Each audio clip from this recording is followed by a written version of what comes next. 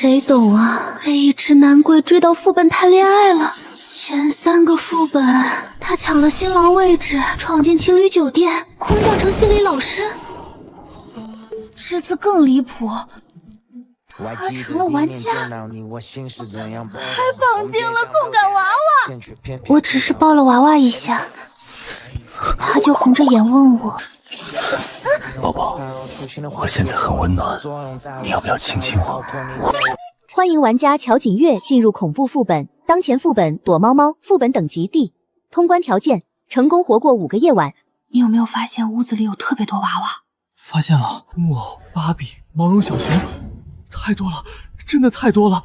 宋妈妈，该不会是娃娃抓我们吧？圣安也来了。算了，先假装不认识。你们好啊，我是丽丽。哇，有个漂亮姐姐。丽丽，你好。你是城堡的主人吗？这座城堡真漂亮，主人也让人移不开眼睛。你长得好看，说话也好听。请诸位客人将电子表戴在手腕上。电子表一共有3项功能。第1项功能查看时间，每天午夜12点到早上8点为休息时间，其余时间均为躲猫猫游戏时间。在电子表左边有2个图标，第1个图标名称叫共生娃娃，请大家点击图标。你们每个人的共生娃娃都不一样，你们最好不要让其他人知道自己的共生娃娃长什么样子。你们和自己共生娃娃同生共死，也就是说，你和娃娃不仅会共享感知、痛觉，也会共享生命。一旦娃娃出事，你们也会出事。我们的躲猫猫游戏就是利用娃娃进行。娃娃都有生命，会自己到处乱跑。你们每天需要做的事情很简单，那就是赶在我们之前找到自己的娃娃，和娃娃一起藏好。如果我们或者娃娃被你们找到了，会有什么后果？不好说。有人喜欢收集娃娃的零件，有人喜欢破坏娃娃，还有人喜欢改造娃娃。接下来是第3项功能，大家点开地图功能，屏幕上的红点就是你们共生娃娃的位置。第1天，你们的共生娃娃有2个分身；第2天，你们的共生娃娃有4个分身；第3天，你们猜你们的共生娃娃有几个分身？6个？不，是8个。那第4天岂不是16个？第5天就是32个？没错，你的数学很棒。32个娃娃只要有1个被找到，你就危险了。怎么样？我们的游戏刺激吗？你们这些负责找娃娃的人，知道我们的共生娃娃都长什么样子？他们肯定知道啊，不然怎么找我们？什么破问题，耽误时间，想出风头，结果没有脑子。您很聪明，发现了我们的弱点。我们不知道你们的共生娃娃长什么样子，所以只能一个一个试探。前几天你们可能因为运气好，哪怕和我们正面撞上，我们也认不出你们。但慢慢的，排除掉其他不对的选项，我们总会知道你们的共生娃娃都长什么样。等过了12点，我们第1天的躲猫猫游戏就会正式开启。你好，我叫季恒川，我刚刚在商城兑换了初级体力药剂，可以使用3次。如果你愿意和我组队，我可以分给你1次。朋友，换个座可以吗？可爱的小姑娘，我也想和你组队。我觉得我比季恒川好看一点，要不你考虑考虑我？我喜欢舒费雷，我选他。我叫盛安，我应该比你大一些。我不介意你一直叫我哥哥。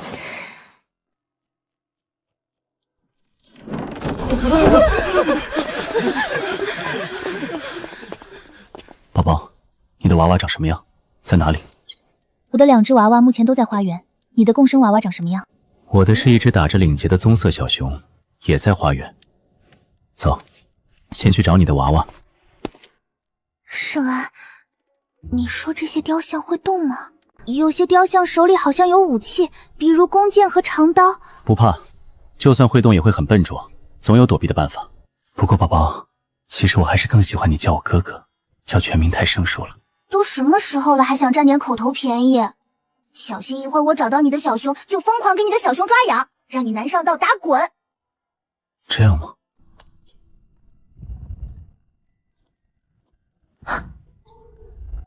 你的第一个娃娃跑到迷宫正中央了，我们直接去找他。圣安，这里好像和地图上标注的不太一样，而且我感觉我们来过这里。我们确实来过这里，我们遇到过这个尾巴有一半烧焦状态的毛绒小猪，看来迷宫是动态的，我们不能完全信任地图。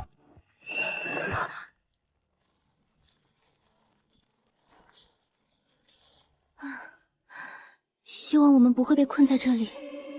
奇怪，背后怎么感觉凉飕飕的？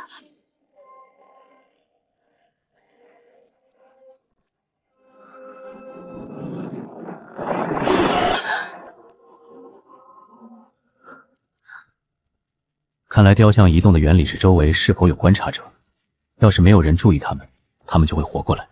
但一旦人类将目光落到他们身上，他们就必须装死物，不能让人类发现他们可以移动。宝宝，你先盯着他们两个，我看看周围还有没有其他雕像。宝宝，我们被4个雕像盯上了，必须先处理2个，不然就麻烦了。宝宝，小心他们偷听我们说话。如果你信任我，就把他们交给我处理。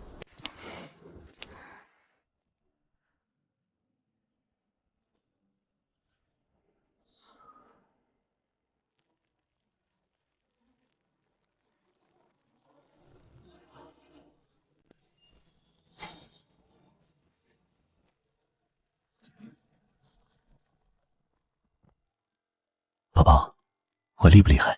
还不错，给你一朵小红花。远处的2个雕像我负责盯着，你利用手表追踪娃娃的下落。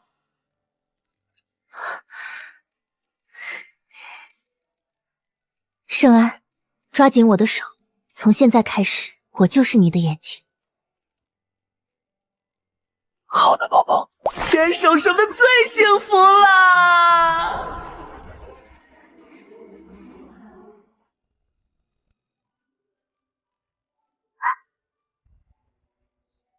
不要怕，到我这里来。他不是坏人，他是我们的同伴，我和他一起保护你。好可爱，好乖。我帮你拿着它，你继续利用电子表寻找第2个共生娃娃。确实很可爱，像你一样。注意点。雕像活动范围应该仅限迷宫，只要我们离开迷宫，他们或许就不会追过来了。这么说，我们不需要干掉他们，只要找到娃娃，立刻离开迷宫就可以。对。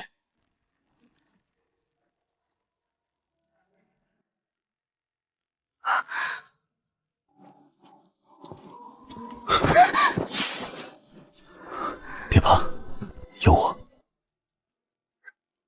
管家，你说我的客人都躲在哪里了？我怎么一个人都没找到？名叫王森的客人，他的共生娃娃不小心掉进油锅里了。名叫孙家汉的客人，带着娃娃躲在女仆房衣柜里，被女仆发现。管家，你说我们给每个娃娃都留下一个记号怎么样？这里有13种娃娃，肯定有客人的共生娃娃。我的小少爷，我的建议是第1天先给客人们留一口气，这样以后我们才有的玩。你怕什么？难道你是共生娃娃？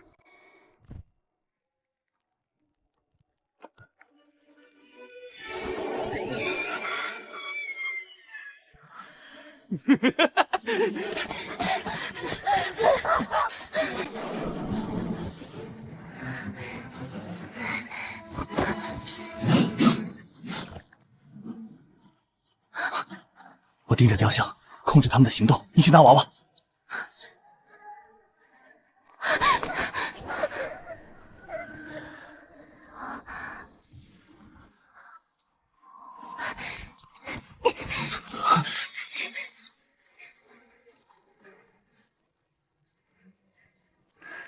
我们快去找你的娃娃，他们现在在哪里？他们一个在池塘，一个在凉亭，这里离凉亭近，我们先去凉亭。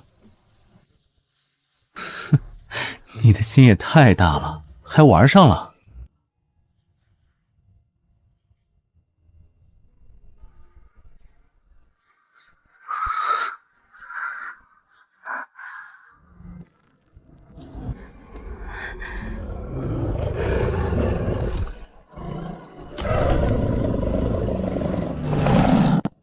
坐下。不是，这也可以？拜年。你想找人陪你玩是不是？其他玩偶和动物都怕你，你一只狗很无聊，对吗？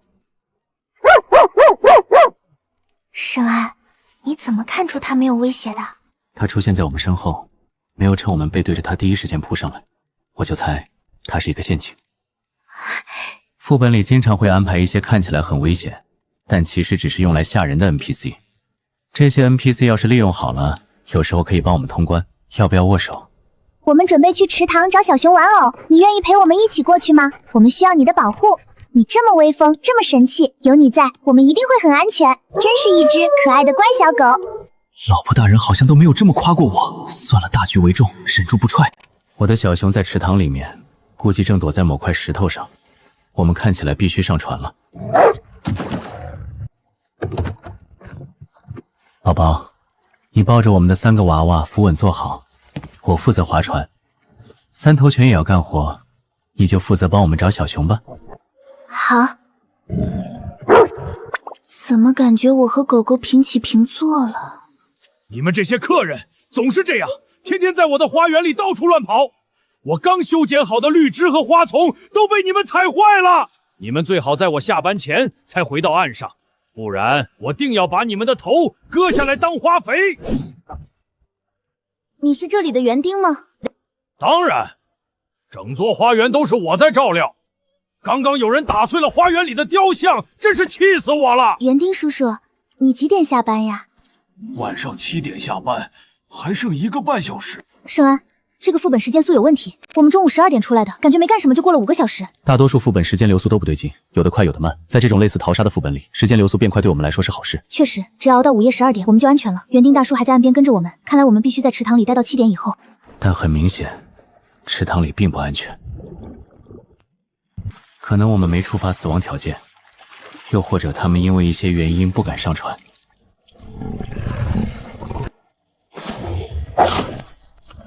他果然是一个得力助手。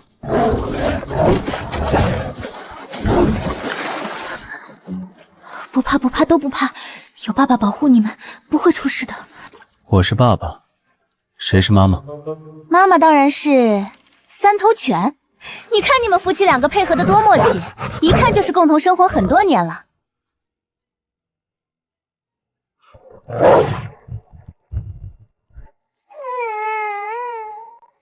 我们的大家庭终于团聚了，接下来只要躲好了不让 NPC 发现我们，第1天就算顺利通关。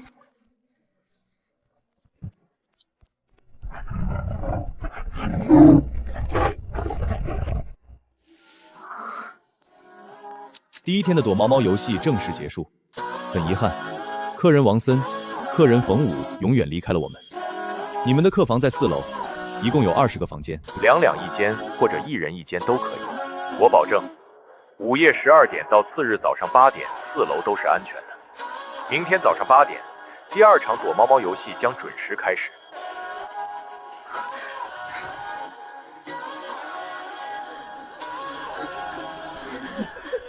我需要止血药，我需要止血药。哎呀，脏死了！地毯弄脏了。赵君君，你有没有良心？孙家混都受伤了，你还在乎自己的毯子脏没脏？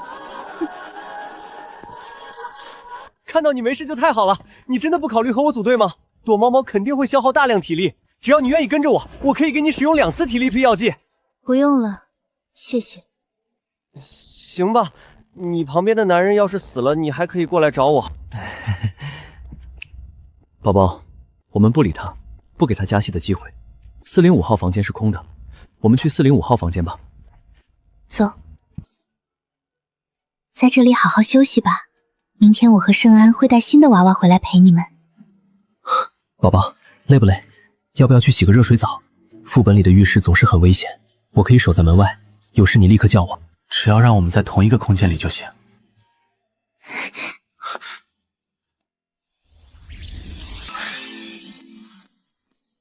圣安，我有问题想问你。宝宝，你想问什么都可以。你怎么变成玩家了？如果你是玩家，你是不是攒够1万积分就能在现实世界复活了？我刚被拉进副本时还不是玩家，副本设计者看到我的时候要被气死了，但因为我是你利用道具带进来的，他完全拿我没有办法。他不希望我继续以灵体的方式存在，继续当你的金手指，就带着怨气修改了我的代码，让我化身成玩家，和你一起参加接下来的全部副本。只是也有代价，宝宝，我不想瞒着你，我不能得到积分，也就是不能在商城里兑换道具，也没办法通过积攒积分离开副本。而且我要是再给副本里死了，我的灵魂就会被吞噬，连鬼都做不成了。宝宝，看来以后我要抱你大腿啦！你一个人赚金币，我们2个人花，你千万不能嫌弃我不能赚钱啊！今天我第一次碰你时，发现你是热的，心里很开心，以为你终于不再是阴间的东西了，没想到还是我天真了。副本设计者怕我皮肤太冷，让其他玩家察觉到异常，所以给了我正常人类的体温。宝宝，我现在很温暖。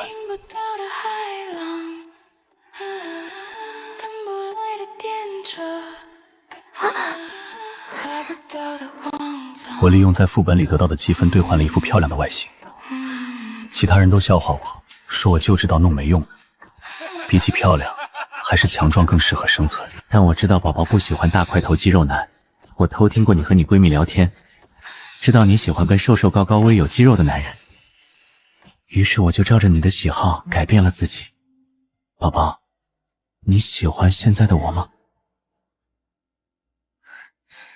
你确实达到男模的入门标准了，不过比起鬼，我还是更喜欢活人，所以你不许放弃求生，你要继续想办法让自己活过来，知不知道？明白明白。早上好呀，我可爱的客人们。哦，对了，今天你们的共生娃娃数量是4只，希望你们可以在我们之前找到它们。毕竟某些人的共生娃娃，我已经知道长什么样啦。宝宝，你的玩偶都在哪里？一只在花园的小调亭，昨天我们去过这里，3只在1楼。我的玩偶都在1楼，我们先去小调亭把第1只玩偶找到，放到背包里，然后回1楼寻找其他玩偶。好。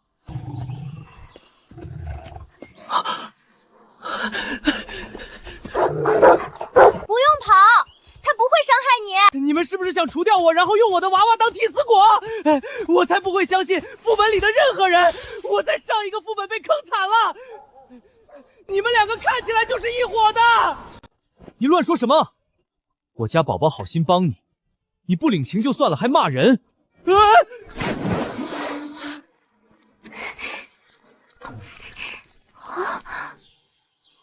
宝宝，他们应该不是普通的厨师，可能是屠夫。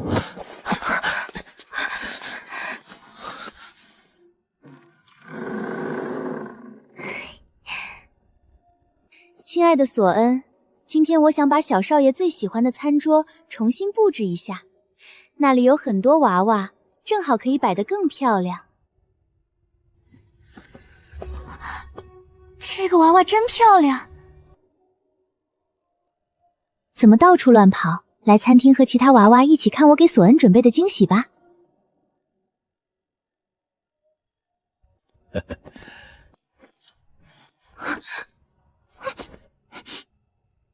等一下，昨天下午我看到你一直在偷看客人，索恩，你是不是喜欢上某个漂亮的客人了？你是不是准备抛弃我了？怎么会？我只是想玩躲猫猫的游戏，帮小少爷除掉几个觊觎玩偶的客人而已。我不信，我不会给你背叛我的机会，你必须把这里的娃娃都除掉，这样我才信你没有对女性客人动心。行，等我去厨房拿工具，我会让这里的娃娃再也动不了。对不起啦。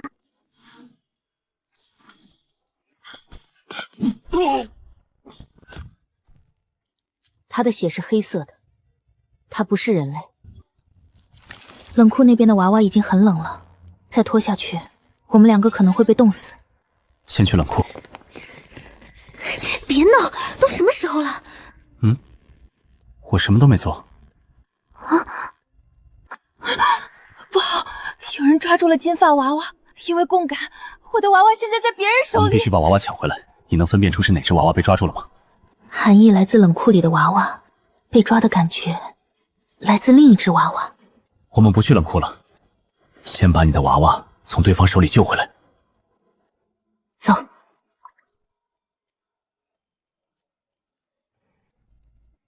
你会是女玩家的共生娃娃吗？如果我亲你，你的主人是不是也能感觉到啊？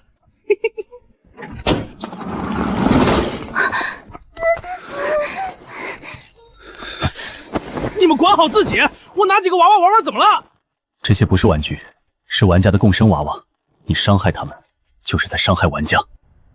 这些娃娃我要带走，我劝你从现在开始老实点，不要再把歪心思打到娃娃身上。你管好你自己，算什么东西？真把自己当英雄了？把你的脏手拿开，不许碰任何娃娃。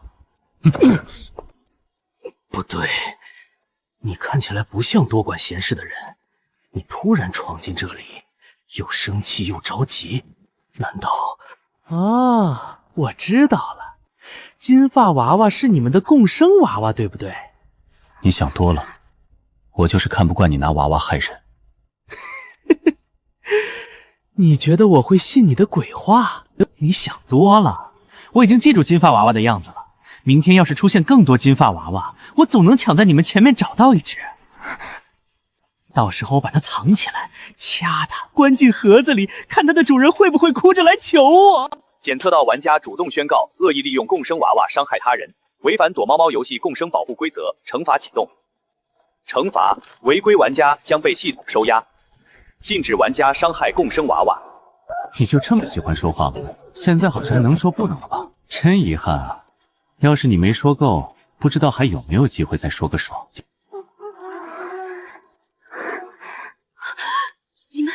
你们对玩家做了什么？你不要急，事情不是你想的那样，他不是被我们伤的，是触发了系统惩罚。万一你们把我和季恒谦骗进去灭口怎么办？其实你们两个从一开始就认识，对吧？系统惩罚，因为他碰了别人的共生娃娃。这个人不去找自己的共生娃娃，反而收集了很多娃娃，想利用共感特性伤害其他玩家。我们没有伤害他，只是救回娃娃。你们把我当傻子吗？怎么可能有玩家不着急找自己的娃娃？难道他不怕死？那你说我和圣安害他的目的是什么？在这个副本，玩家之间的利益并不冲突，因为你们很可能不是玩家，是副本 NPC 伪造的玩家。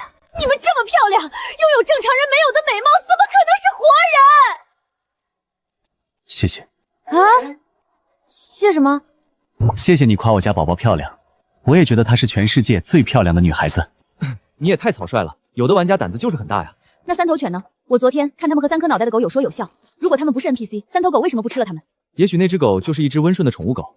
得了吧，我今天去花园被那只狗追了一路，那只狗丑死了，怎么可能是善茬？谁真的在利用共生娃娃害人，你们自己看。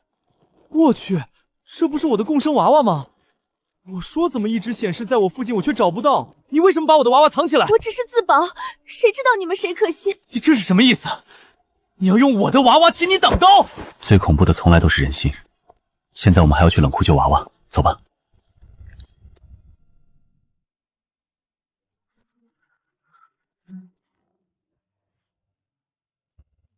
原来你也知道冷，下次还敢不敢乱跑了？既然地下危险，我们就先去地下，不然这些呆头呆脑的娃娃要是碰上了不该碰到的人或事，我们两个死都不知道怎么死的。宝宝，你走我后面，我来开路。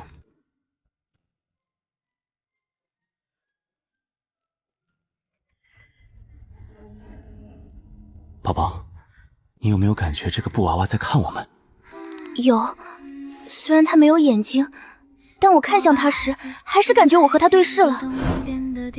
他身上的钉子我们不能乱碰，如果他是恶鬼，钉子是封印，我们把钉子取下来就惨了。得离开这里吧，旁边是酒窖，你的小熊在里面吗？在，我们去酒窖。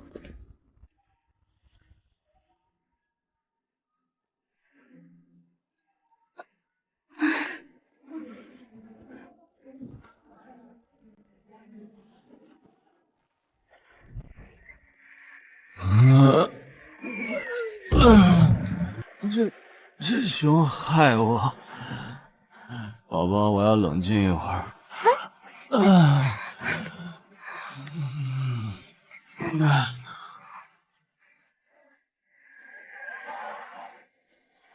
圣安，这里有一个日记本，怎么又是日记本？封面上写着奥尼2个字，我们一起看看奥尼在里面写了什么。我来城堡工作3个月了，主要负责打扫1楼卫生。这里好奇怪，佣人总是动不动就会受伤。反正城堡的佣人几乎没有健全的，除了刚来不久的我突然开始为自己担心了。这2天城堡里人心惶惶，总有人说娃娃会眨眼睛，会挥手臂，他们估计太累了，出现了幻觉。娃娃是死物，有的是用棉花和布做的，有的是用木头做的，他们没有生命，没有灵魂，怎么可能动起来呢？我怀疑他们都有精神病。我不喜欢这里，我想回家。我舍不得。昨天晚上到底发生了什么？谁能告诉我，为什么我的头发一夜之间都不见了？究竟是谁在我睡觉的时候剃光了我的头发？我本来以为这已经很恐怖了，可就在刚刚，我竟然在一个秃头布娃娃头上看到了我的红色头发。虽然长度被修剪了，但我能认出我头发的味道。为什么我的头发会出现在娃娃身上？我怎么感觉背后有一点凉？现在不是夏天吗？圣安，奥尼说城堡里的佣人几乎没有健全的，可无论是我们昨天遇到的管家和园丁，还是今天遇到的女巫和厨师，看起来身体都没有问题。按照你的说法，城堡里曾经的佣人可能都遭遇了不测。这个副本核心是娃娃，我突然有了一个猜测，娃娃身上被补进了人类的生物样本，可能就是他们启动人格程序的契机。他们想要复制人类，取代原本的身份，所以城堡里人才会一个接一个消失。事件源头或许和城堡的主人有关。但我们现在不能确定莉莉是不是城堡真正的主人，她可能也是被制造出来的仿生娃娃。左拥右抱，很懂享受嘛。宝宝，你只能有我。行，只有你一只。烦死了，这些客人都躲哪里去了？算了，管家，你先陪我看一会儿电影吧。好的，少爷，家庭影院在这边，请随我来。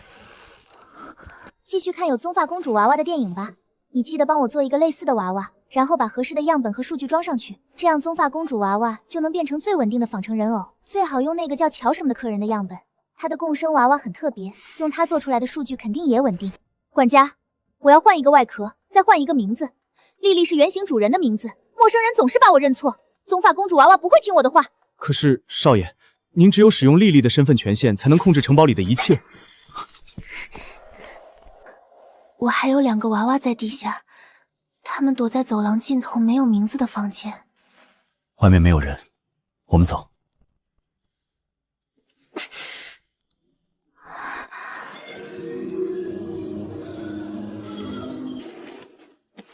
我感觉这里有线索，找找吗？好。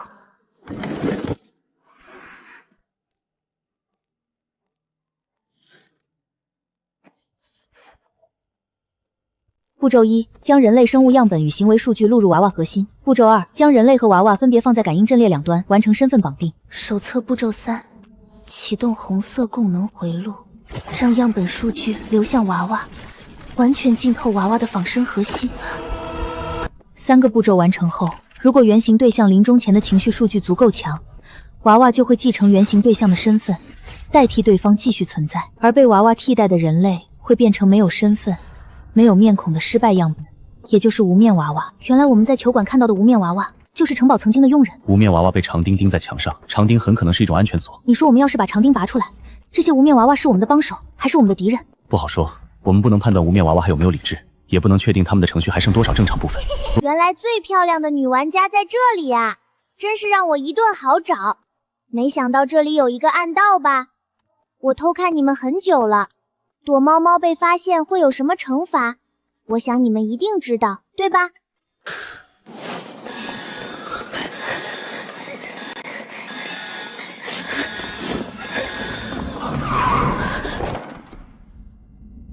你们准备去哪里？我们不能和他们硬碰硬，不然吃亏的是我们。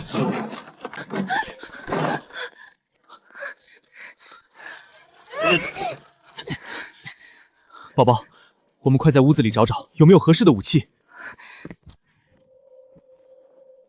圣安，想不想赌一次？好啊，宝宝，原来我们想的一样。嘿嘿，又找到你们了。如果我成了娃娃，也会是这副模样吗？谁让你把他们身上的钉子取下来的？圣安，你说莉莉和管家会死吗？我觉得不会，副本 BOSS 没有那么好解决，我们很可能只有找到真正莉莉对应的原型娃娃，才有机会关闭假莉莉的核心权限。我想试着终结贾丽丽的控制权限，这样说不定会得到很多积分。宝宝，你想做什么，我都会努力帮你实现。接下来的时间，我们除了寻找自己的共生娃娃，还要尽量多的搜集无面娃娃，寻找其中最像真丽丽的那一个。丽丽难搞，但她不难搞。宝宝，想不想趁丽丽和管家分开，先让她失去控制权限？风险越大，收益越大。行动。管家负责看守城堡里的娃娃，现在这些无面娃娃脱离了控制，他看见以后一定会追。让他们把管家引开，我们进去找入口。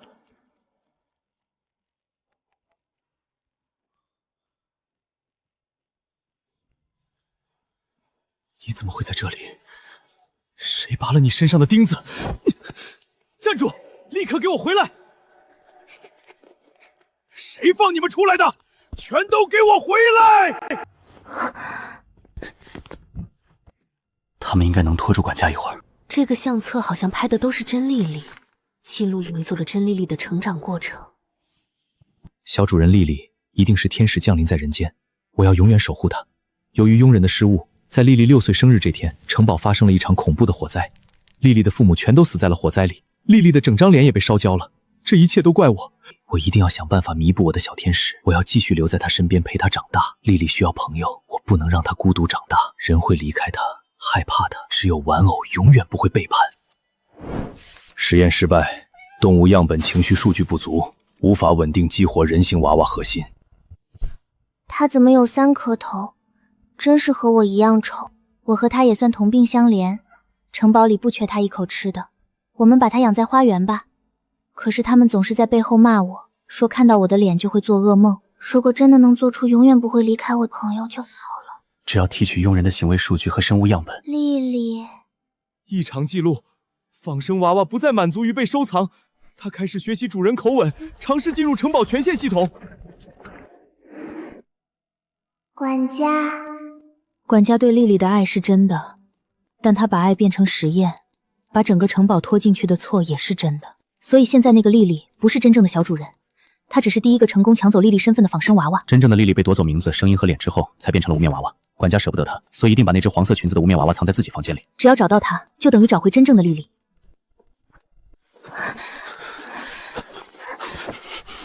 管家，你还在休息吗？你不是说3点就过来找我吗？你的胆子真是越来越大了，都不理我。不在房间里。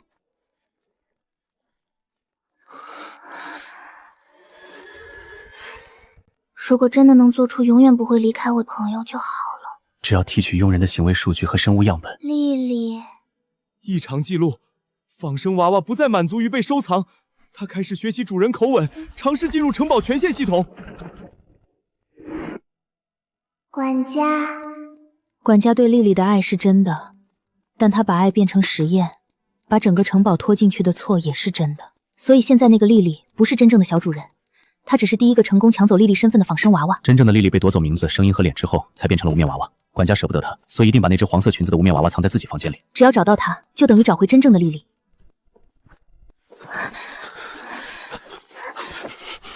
管家，你还在休息吗？你不是说3点就过来找我吗？你的胆子真是越来越大了，都不理我。不在房间里。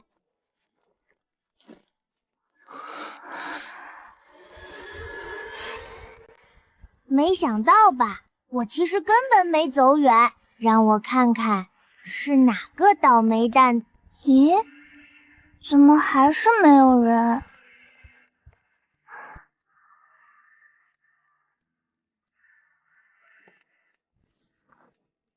丽丽，想不想报仇？我们带你去找冒充你的那个人，怎么样？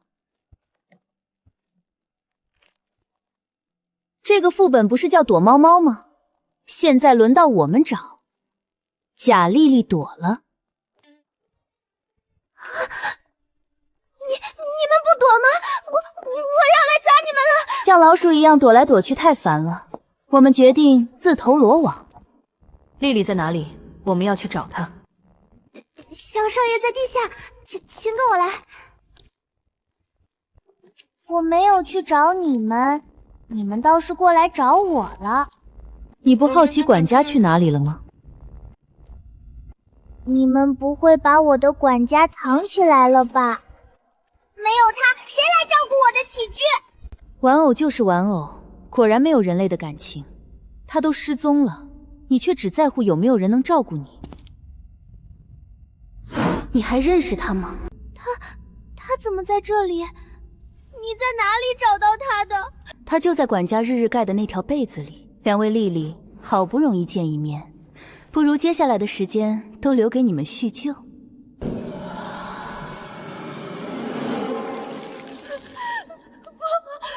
才是丽丽，身份权限归还。我明明已经是丽了。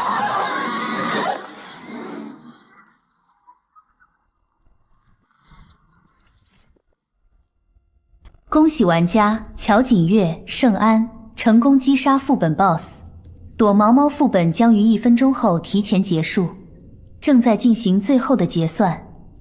恭喜玩家乔锦月、盛安通关地级副本躲猫猫。现在公布积分情况：乔锦月获得100基础分，加推荐真相成就100分，加清除异常 NPC 成就200分。我竟然一次得到了1000分，是其他玩家的10倍。宝宝，有些道具很重要，可以保命。你现在商城里都刷新了什么道具？快给我念念。道具1：终极体力药剂，价值1000积分，使用后接下来的3个小时会大幅度提升体力，无副作用，每个副本都可以使用3次。这个不急着买，我体力好，必要时我能抱着你走。下一个道具2：终极智力药剂，这个也不用买，终极药剂在高级副本里用不了，而低级副本我们2个就胜过诸葛亮。道具3：打分器，价值500积分，这个没什么用，评论里都在骂。我的练就癖还没有使用。盛安，需要我帮你把小调皮熊带回现实吗？宝宝，让我和小熊一大一小一起陪着你吧。回现实以后，我又变成冰冰凉凉的鬼魂了，但小熊有温度，它能让你开心一点。看在你是我靠谱队友的份上，我满足你的小心愿。忙忙碌碌过了4个副本，就因为买了2个勋章，就只剩120分了。下次我一定要努力克制自己，尽量少买东西。但如果我告诉你，当你积分到达5000时，必定在商城里刷新替代娃娃呢？它相当于你的一条命，有了它，你在遇到致命伤时，它会替你挡伤。这很难不心动，副本商城真是太可恶了，难怪1万积分这么难攒。小熊不会传递痛感，也不会带给盛安伤害。宝宝，难道我的地位还不如他？当然，它毛毛茸茸的多可爱，可你冰冰凉凉的，冬天不宜靠近。如果你听话，一会儿我就去给小熊洗个澡，过年也带你和他回家。要是你不乖，你就和小熊一起睡次卧，过年也不许跟我回家。